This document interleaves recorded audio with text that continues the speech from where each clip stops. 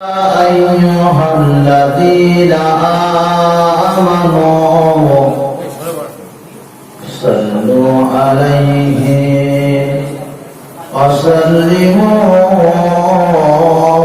تسليما اللهم صل على سيدنا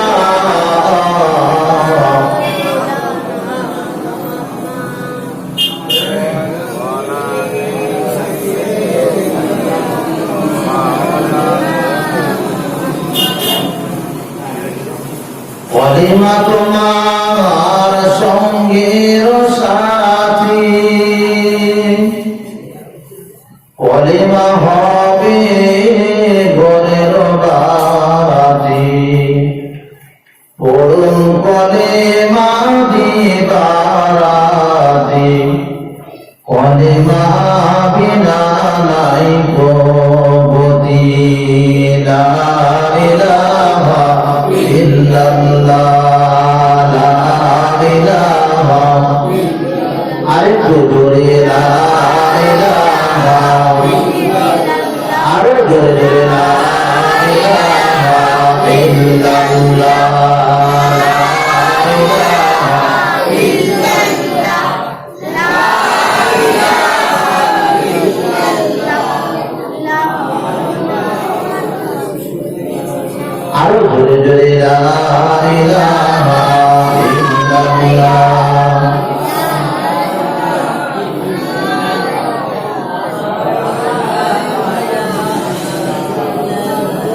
আরো জোরে জোরে, লা ইলাহা ইল্লাল্লাহ, লা ইলাহা ইল্লাল্লাহ,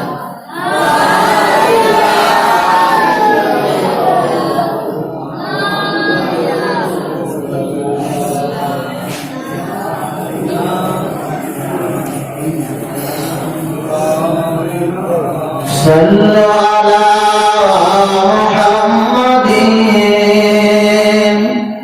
صلوا على محمد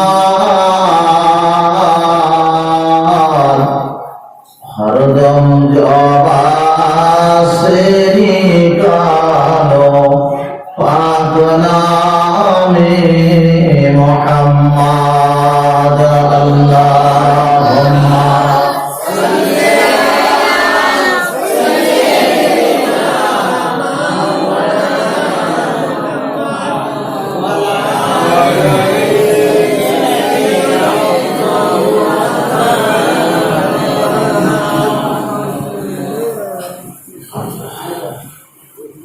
सबका बड़ा अल्लाह है, सबका आपा अल्लाह है, कुदरत वाला अल्लाह है, बोलो ला इलाहा इल्लल्लाह, ला इलाहा इल्लल्लाह,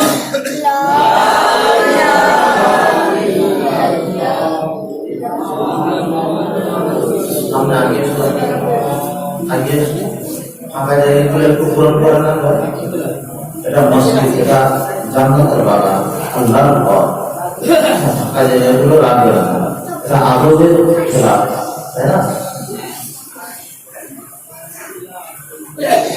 কারণ মসজিদ হলো আল্লাহর ঘর, এটা দুনিয়ার কোনো ঘর নয়, দুনিয়ার পার্টি অফিস নয়, ক্লাব ঘর নয়, এটা আমার আল্লাহর ঘর। এই বক্সের আওয়াজটা হালকা একটু কমিয়ে দাও তো। সবচাইতে বড় কথা ভাই, আল্লাহর ঘরে আসতে গেলে প্রথমত আমাদের খেয়াল রাখতে হবে আদব। মসজিদে কঠোর ভাবে বেহুদির কথা বলা নিষেধ, মসজিদে হেলা দিয়ে বসা নিষেধ। মসজিদটা হলো আরামের জায়গা নয়, এটা ইবাদত না, ইবাদতের জায়গা, তাই না?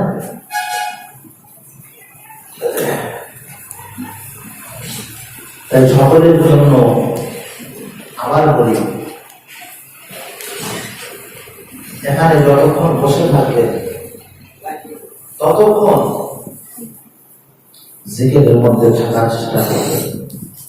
কারণ এখানে একবার সুবহানাল্লাহ পাঠ করলে আপনার আমার নামায় আমলে 10টা করে নেকি দেওয়া হবে। এখানে একবার দরুদ শরীফ পাঠ করলে 10টা করে নেকি তার নামায় আমলে দেওয়া হবে।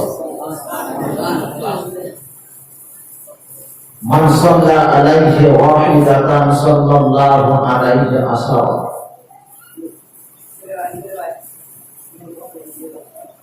এটা এমন একটা জায়গা, এই জায়গার মূল্য অনেক বেশি। আল্লাহ রাসূল বললেন, যদি কেউ ঘরে 1 রাকাত নামাজ পাঠ করে তার 1 রাকাতের বিনিময় সে একটা নেকি পাবে।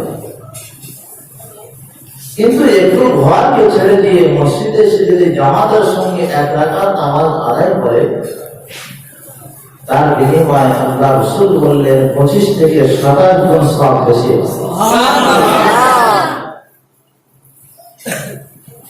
আমার আপনার নবী বললেন, যদি কেউ আমাকে দেখতে চায় সে যেন বেশি বেশি করে আমার নামে দরুদ শরীফ পাঠ করে।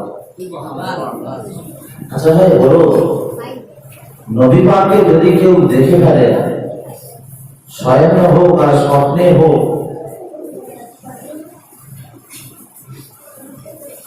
তার নসিব ভালো না খারাপ? ওই ব্যক্তি জাহান্নামী না জান্নাত? সব জান্নাত।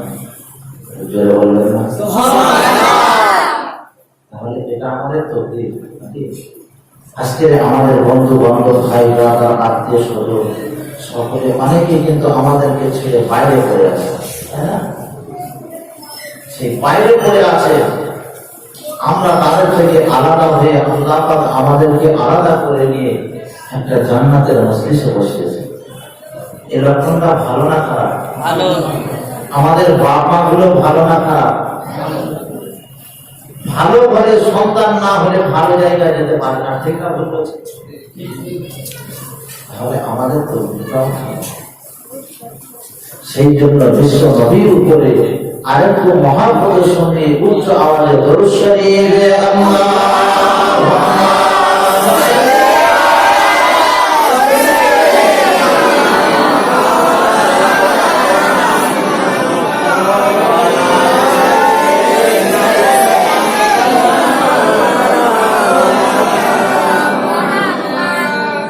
এই পৃথিবী সৃষ্টি তোমার নামে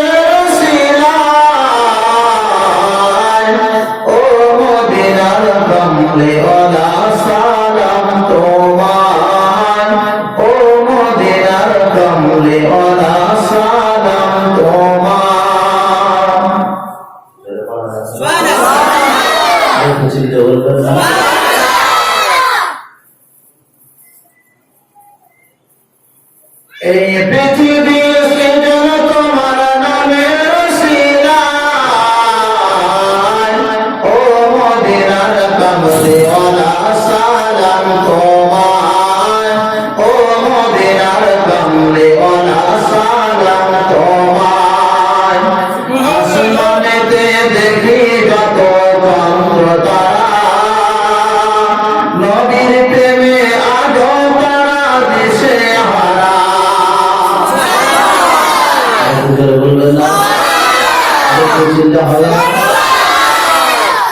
আসমানেতে দেখি যত চন্দ্র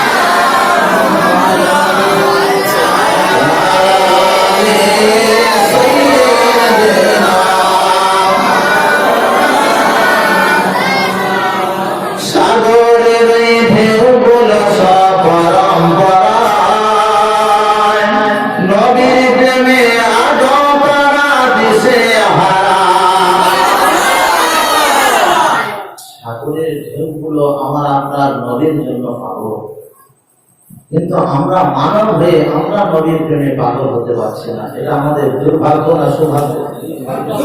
দুর্ভাগ্য।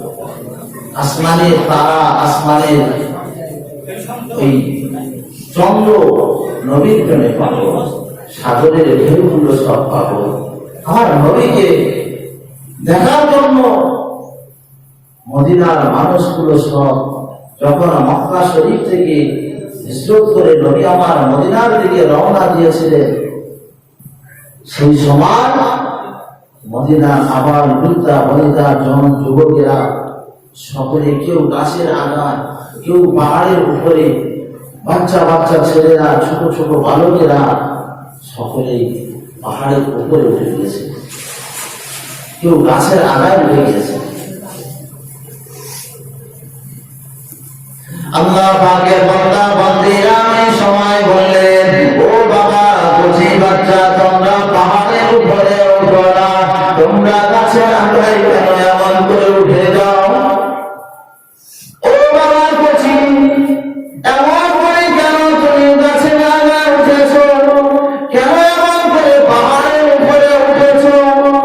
ওখান থেকে যদি পড়ে যাও, তোমার হাতটা ভেঙে যাবে, তোমার পাটা ভেঙে যাবে, তুমি হয়তো মারা যেতে পারো। ওই সময় কচি কচি বাচ্চাগুলো একটাই কথা বলেছিল, ও আমার আব্বা, ও আমার জনম দুঃখিনী মা, ও আমার গর্ভধারিণী মা, আপনারা আমাদেরকে বাধা দেবেন না, আপনারা আমাদেরকে নিষেধ করবেন না। আমরা কেন এই জায়গায় উঠেছি, কেন আমরা পাহাড়ের চূড়ায় উঠেছি, কেন আমরা গাছের আগায় উঠেছি, তার কারণটা রয়েছে। ও আমার জন্মদাতা পিতা, ও আমাদের জনম দুঃখিনী গর্ভধারিণী পাগলিনী মা, আপনি আমাদেরকে বাধা দেবেন না। এই কথা বলে কচি কচি বাচ্চারা বলে, আমরা কেন উঠেছি? আখিরি জামানার নবী বিশ্বনবী আজরাইল নামদার মা আমিনার কলিজার টুকরাকে মক্কার জমিনে কুফারের কুরাইশের অত্যাচারে নবী আমার মক্কা শরীফ জন্মভূমি ত্যাগ করে দিয়ে নবী আমার মদিনা শরীফের দিকে রওনা দিয়েছে।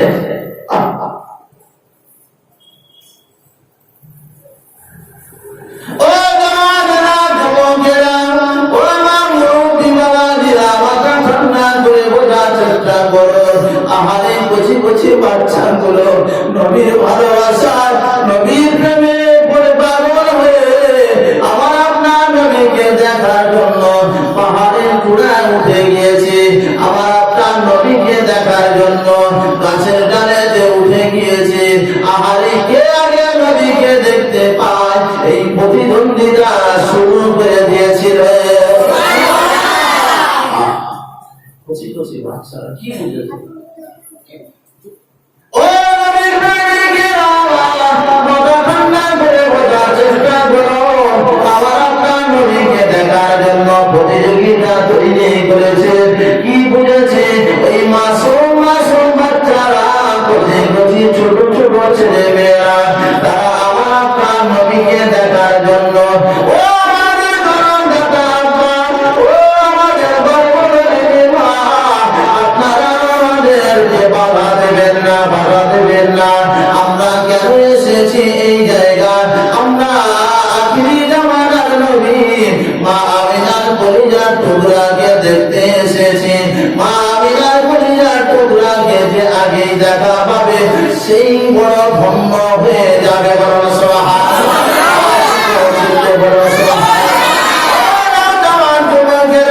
আল্লাহ নবী দিন দুনিয়ার বাদশাহ, যে নবীর জন্ম মাসে আপনারা সওয়াব সানি করছেন, নবীর নামে সওয়াব সানি। এক শ্রেণীর মানুষ বলেন নবীর নামে সওয়াব সানি করা চলবে না। নবী তো আমাদের বড় ভাই, নবী আমাদের ইন্তেকাল করেছে, মারা গিয়েছে, নবীর জন্য আর কিছু করার দরকার নেই। নবীর নামে কেন সাবসানি করা হবে? নবী তো আমার বেগুনা মাসুম, নবীর জন্য কেন ইসানে সাব করা হবে? আল্লাহ নবী দিন দুনিয়ার বাদশাহ রাসূলুল্লাহ হাবিবুল্লাহ কাছে গিয়ে হযরতে ওমর ইবনে খাত্তাব রাদিয়াল্লাহু তাআলা আনহু কি করলেন? হুজুরের দরবারে গিয়ে হাজির হয়ে যান। ইয়া রাসূলুল্লাহ হাবিবাল্লাহ, আপনি আমার জন্য একটু দোয়া করুন, আমি ওমর, আমি উমরা হজে যাব, আপনি আমার জন্য একটু দোয়া করুন। ওই সময় রাসূল আমার বলেছিলেন, ও বাবা ওমর, শুনে রেখে দাও বাবা, আমি রাসূলুল্লাহ, আমি তোমাকে জানিয়ে দিয়েছি বাবা, তুমি যখন উমরা হজে যাবে, তুমি আরাফা ময়দানে যাবে, তুমি মুজদালিফায় যাবে, ও আমার বাবা ওমর শুনে রেখে দাও, তুমি কাবা শরীফে যখন তওয়াফে হয়ে যাবে, তুমি যখন মিজাবে রহমতের কাছে যাবে, তুমি যখন হাতিম শরীফে গিয়ে পৌঁছে যাবে, তুমি যখন মাকামে ইব্রাহিমের কাছে গিয়ে হাজির হয়ে যাবে, তুমি হাসরে আসওয়াদের কাছে গিয়ে যখন তুমি হাজির হয়ে যাবে, ও বাবা আমি তোমাকে জানিয়ে দিই বাবা, হাতিম শরীফে গিয়ে দোয়া চাইলে দোয়া কবুল হয়। হজ পাকে এক জায়গা নয়, দু জায়গা নয়, হজ পাকে 13 জায়গায় গিয়ে দোয়া চাইলে আল্লাহ পাক এই দোয়াটা ফিরত করেন না, আল্লাহ পাক এই দোয়াটা কবুল করে থাকে। বাবা ওমর শুনে রেখে দাও, তুমি যখন মিজাবে রহমতের কাছে যাবে, এই কাবা শরীফের উপরে একটা সোনার নল লাগানো আছে, ওই সোনার নলটা হলো মিজাবে রহমত। ওই মিজাবে রহমতের কাছে গিয়ে যখন হাজির হয়ে যাবে, ওই মিজাবে রহমতের নিচে গিয়ে নামাজ আদায় করার পরে বাবা ওমর তুমি আল্লাহ পাকের দরবারে হাত উঠিয়ে যখন দোয়া চাইবে, তুমি আল্লাহ পাকের দরবারে তুমি যখন দোয়া চাইবে, আমার আল্লাহ পাক মিজাবে রহমতের দোয়াটা ফিরত করেন না। ওই মাকামে ইব্রাহিম কাবা শরীফ যখন নির্মাণ করা হয়, গাঁথা হয় সময় কাবা শরীফের এই গাঁথা মিস্ত্রি ছিলেন হযরতে ইব্রাহিম আলাইহিস সালাতু ওয়াস সালাম, তার জোগানে ছিল লেবার ছিল হযরতে ইসমাঈল আলাইহিস সালাতু ওয়াস সালাম। এই যখন আস্তে আস্তে করে উঁচু হয়ে ওঠে, তখন ওই সময় হাত পাওয়া যাচ্ছে না, ওই সময় আল্লাহ পাকের দরবারে দোয়া চাইলেন, আল্লাহ আমি তো আর কাঁপতে পারছি না, আমার হাত আর উঁচুতে উঠছে না। ওই সময় আল্লাহ পাকের তরফ থেকে ভাবে একটা জান্নাত থেকে পাথর এসে, মাকায় জান্নাত থেকে পাথরটা এসে নবী ইব্রাহিম আলাইহিস সালাতু ওয়াস সালামের কাছে আল্লাহ পাক হাজির করে দিয়েছিলেন। আর একটু জোরে বলবেন না? সেই পাথরটার উপরে নবী ইব্রাহিম খলিলুল্লাহ আল্লাহর বন্ধু তিনি কি বললেন? এই পাথরের উপরে পা রাখলেন, আর পাথরটা আল্লাহ তরফ থেকে লিফটের কাজ করেছিল। জোরে বলবেন না? আর একটু জোরে বলবেন না? ওটা হলো মাকামে ইব্রাহিম। আজও পর্যন্ত হাদিসের গেলে দেখতে পায়, আজও পর্যন্ত সেই নবী ইব্রাহিম আলাইহিস সালাতু ওয়াস সালামের পায়ের দাগটা এখনো রয়েছে। ওটাই হলো মাকামে ইব্রাহিম।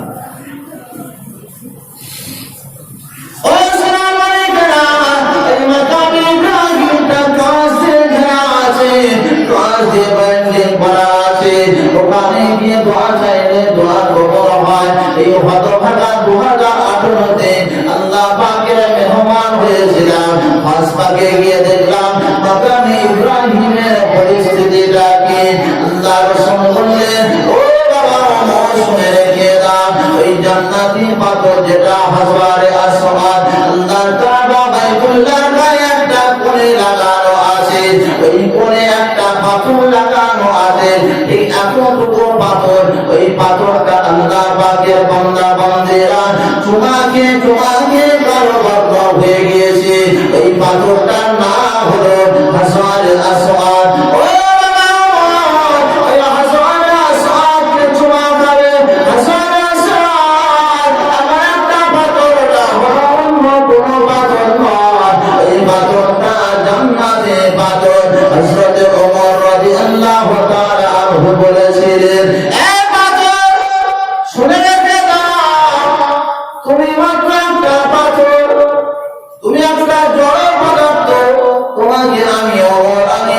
খেতে রাজি নয়, তোমাকে তোমাকে আমার লাভটা কি হবে?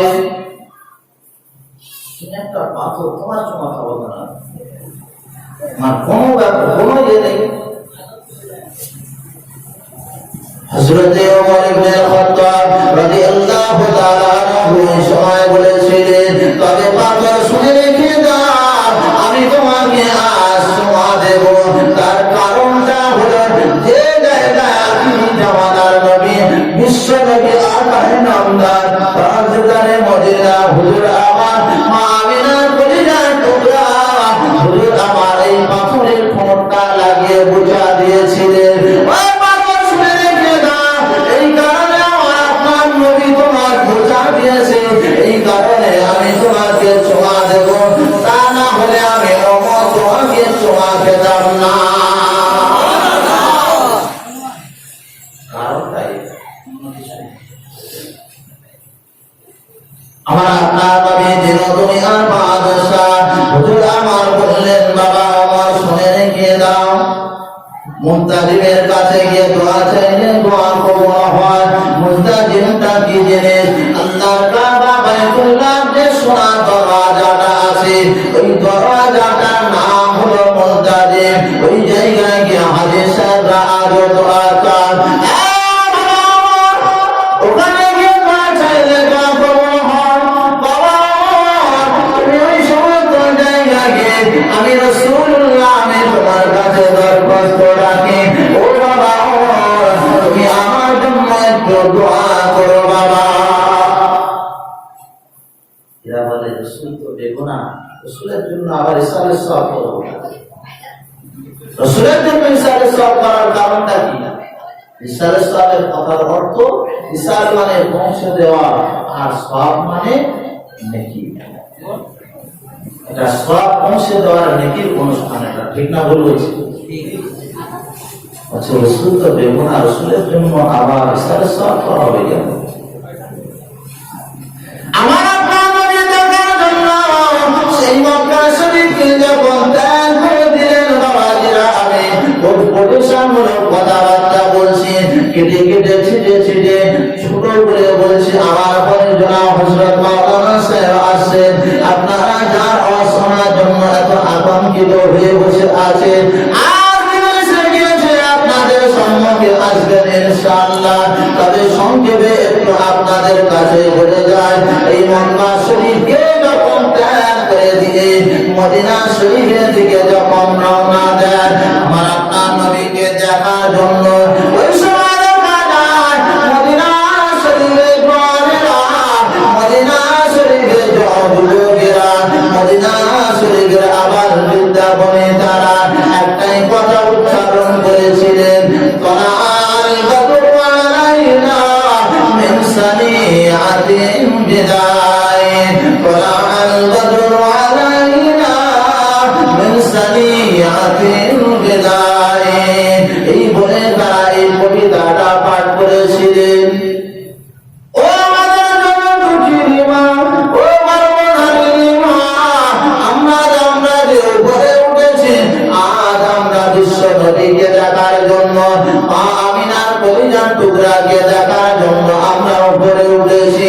তবে আমরা যদি এখান থেকে পড়ে যাই, পড়ে যাওয়ার ফলে যদি আমাদের হাতটা ভেঙে যায়, আমাদের পাটা যদি ভেঙে যায়, আমরা যদি এই পাহাড়ের চূড়া থেকে বিশ্ব নবীকে দেখার জন্য এখান থেকে যদি পা স্লিপ করে যদি আমরা পড়ে যাই, পড়ে গিয়ে মারা যায়, আমরা আল্লাহ পাকের কাছে কৈফিয়ত নিয়ে নেব। আল্লাহ আপনার হাবিবুল্লাহকে দেখার জন্য আমরা পাহাড়ের চূড়ায় উঠেছিলাম। আল্লাহ আপনার হাবিবুল্লাহ যে নবীরা তৈরি হলে আসমান জমিন চন্দ্র সূর্য কিছুই তৈরি হতো না, সেই নবীকে দেখার জন্য আমরা গাছের আগায় উঠে পড়েছি। এই গাছের ডালটা ভেঙে গিয়ে যদি আমরা পড়ে মারা যায়, আমরা আল্লাহ পাকের তরফ থেকে আমরা আল্লাহ পাকের কাছে আমরা কৈফিয়ত দিয়ে দেব। আল্লাহ আপনার হাবিবুল্লাহ দেখার জন্য আমরা পাহাড়ের উপরে উঠেছি, কেউ আমরা গাছের আগায় উঠেছি। আল্লাহ আমরা ওখান থেকে পড়ে মারা গিয়েছি, তার বিনিময়ে আমাদেরকে কি দান করবেন বলুন সুবহানাল্লাহ। আর একটু বলে বলবেন সুবহানাল্লাহ। কি তাদের উদ্দেশ্য ছিল? জীবনের ভয় পায়নি, তারা শুধু নবীর প্রেমে পাগল, নবীর প্রেমে পাগল। আমরা নবীকে আগে দেখব। ও আমাদের গণভূতির মা, ও আমাদের গণদাতা পিতা, শুনে রেখে যান, আমরা কেন এত প্রতিদ্বন্দ্বিতা, এত প্রতিযোগিতা শুরু করেছি বিশ্ব নবীকে দেখার জন্য। আমরা যে আগে নবীকে দেখা পাবো, ওই নূর নবীকে আগে আমাদের নজরে যা পড়ে যাবে, যে আগে দেখা পাবে, আমার আল্লাহ পাকের তরফ থেকে বিশ্ব নবীর ওসিলা করে তাদের জীবনে সমস্ত গুনাহটা আমার আল্লাহ পাক মাফ করে দিয়ে তাদের আযাবে জাহান্নামটা তাদের জন্য হারাম হয়ে যাবে। কি প্রতিযোগিতা তাদের! জীবনের ভয় পারেনি তারা। কি করেছে? যে আমরা নবীকে আগে দেখব, যে নজরে নবীকে দেখবে ওই নজরে জাহান্নামের আগুনটা তার জন্য হারাম হয়ে যাবে। সুবহানাল্লাহ। এই প্রতিযোগিতা ছিল তাদের। আমার আপনার নবী আমাদের দুনিয়ার বাদশাহ রাসূলুল্লাহ হাবিবুল্লাহ যখন ওই মদিনার জমিনে গিয়ে হাজির হয়ে যান, আমি প্রথম থেকে কিন্তু অন্য লাইনে চলে এসেছি। এবার আপনাদের মুখস্থ হয়ে গিয়েছে যে নবী পাক জন্মগ্রহণ করেছে কত তারিখে, নবী পাকের মায়ের গর্ভে ছিলেন, নবী পাকের মা প্রসব করেছে, দুনিয়ার বুকে এসেছেন, কে দুধ পান করিয়েছে, আপনারা জানেন না জানেন? সব মুখস্থ হয়ে গেছে। কি বল? সব মুখস্থ হয়ে গেছে। ওই জন্য ওদিকে যায় যায়।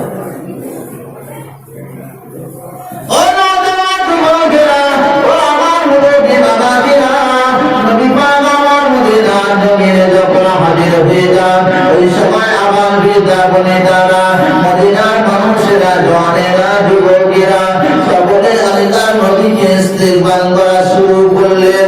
ইয়া রাসূলুল্লাহ, হাবিবাল্লাহ, আপনি চলে আসুন, চলে আসুন, চলে আসুন, এবারে আমার ঘরে আসুন, ও বলে আমার ঘরে আসুন, এবারে আমার ঘরে আসুন। বলবে না বলবে না? সবাই বলবে না বলবে না? আমার উপরে রাগ হচ্ছে আপনাদের? আমার কথা দেখা পাচ্ছে? আমার একটু সারা দিলে অসুবিধা হবে? আমি আপনাদের মেহমান, আপনারা হলেন মেজবান। আপনারা যদি কথা না বলেন আমি মনে কষ্ট কখনো কষ্ট পাওয়া স্বাভাবিক। আমি যদি আপনাদের এখানে বলি এখানে বস করে যাচ্ছে, কোনদিন হয়তো এই রাস্তাতে জলসা করতে যাচ্ছে, যাওয়ার পথে হয়তো এখানে একটু দাঁড়ালাম, নামাজ পড়তে দাঁড়ানোর পরে কেউ না কেউ অত চিনে রেখেছে, হুজুর আমার বাড়িতে যেতে হবে, হুজুর একটু চা খেয়ে যান, তো আমার আপনার নবী যখন মদিনার জমিনে গিয়ে হাজির হয়েছে, চারিদিক থেকে এ বলছে হুজুর আমার বাড়িতে আসে, ও বলছে হুজুর আমার বাড়িতে আসে, চারিদিক থেকে টানা হাসরা শুরু হয়ে গেছে। রাসূল আমার কি নীতিবান মানুষ! আল্লাহ পাক কালাম পাকে বললেন, লাকাদ কানা লাকুম ফি রাসূলিল্লাহি উসওয়াতুন হাসানাহ। এই বিশ্ববাসীরা, আমার বান্দা বান্দীরা, শুনে রেখে দাও, আমি আল্লাহ পাক তোমাদেরকে জানিয়ে দিয়ে দিই, আমার হাবিবুল্লাহকে, মা আমিনার কলিজার টুকরাকে আমি আল্লাহ পাক তোমাদের কাছে একজন আদর্শবান রাসূল, আদর্শবান নবী বলে পাঠিয়েছি। সেই আদর্শে তোমরা আদর্শিত হও। ও মুমিন যুবকেরা, আমার আপনার নবীকে আল্লাহ পাক রাহমাতুল লিল আলামিন বলে পৃথিবীর জমিনে পাঠিয়েছেন। আল্লাহ নবী আমার বললেন কি নীতিবান মানুষ, কি নীতিবান নবী ছিলেন। দেখুন আল্লাহ নবী আমার বললেন, যদি মনে মনে করে আমি আব্দুল্লাহ ঘরে আব্দুল্লাহ ডাকে গিয়ে চলে যাব, পৌঁছে যাব, আব্দুল সাত্তার মনোপূর্ণ হবে না? হবে না? হবে।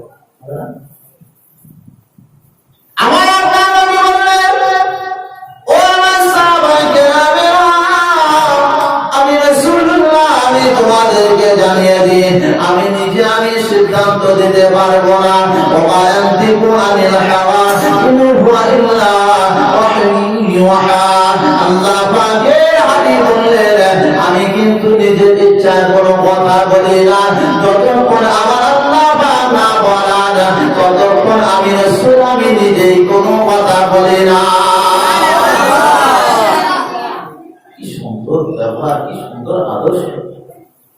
কি কথা বললে যে আমি যদি নিজের থেকে বলি, সিদ্ধান্ত করি আব্দুল্লাহর বাড়িতে যাবো, আব্দুল রাগ করবে, আব্দুল রহিমের বাড়ি গেলে আব্দুল কাদের রাগ করবে, এটা আমি করতে পারবো না। ও সাহাবায়ে কেরামেরা, ও মদিনার জওয়ানেরা, যুবকেরা, আজ আমি রাসূলুল্লাহ তোমাদেরকে সিদ্ধান্ত দিলাম, আমি যে সওয়ারিটা হয়ে আসছি, যে উটের পিঠে আমি সওয়ার হয়েছি, এই উট যার বাড়িতে, যার বাড়ির সামনে গিয়ে পৌঁছে যাবে, যার বাড়ির সামনে গিয়ে বসে যাবে, আমি রাসূলুল্লাহ তার বাড়িতে মেহমান হব। বলুন সুবহানাল্লাহ। সিদ্ধান্তটা দেখে তাহলে আর কেউ গাথা পাবে না, কেউ গাথা পাবে না। আমার আপনার নবী যখন এই কথা বললেন, এই কথা বলার পরে সমস্ত ব্যক্তিরা সব আনন্দে আনন্দিত হয়ে গেলেন, খুশি মাগান। ও নবী, তবে ওই কথার পরে আমরা সকলে খুশি হয়ে গেলাম। তবে সকলে আমরা ঘরে চলে যাই। ঘরেতে চলে গেলেন, আল্লাহ নবী কথা অনুযায়ী সমস্ত ব্যক্তিরা ঘরেতে চলে যান। সমস্ত ব্যক্তিরা তাদের ঝুড়িতে করে, কেউ ডিশে করে, এমন করে পাত্রে করে নিয়ে, কেউ গাছের পাতা ভাঙে, কেউ কচি কচি ঘাস কেটে নিয়ে আসে, এনে নিজের ঘরের বাড়ির সামনে হাজির করিয়ে দেয়। কেন দিয়েছে? জামাতের আশা খাওয়া। ওই যে উটটা আসে, আমি যদি বাড়ির সামনে কিছু পাত্র করে নিয়ে কিছু ঘাস রেখে দিই, কিছু পাতা রেখে দিই, ওই উটটা যদি খেতে খেতে ওখানে এসে বসে যায়, আমার প্রচুরটা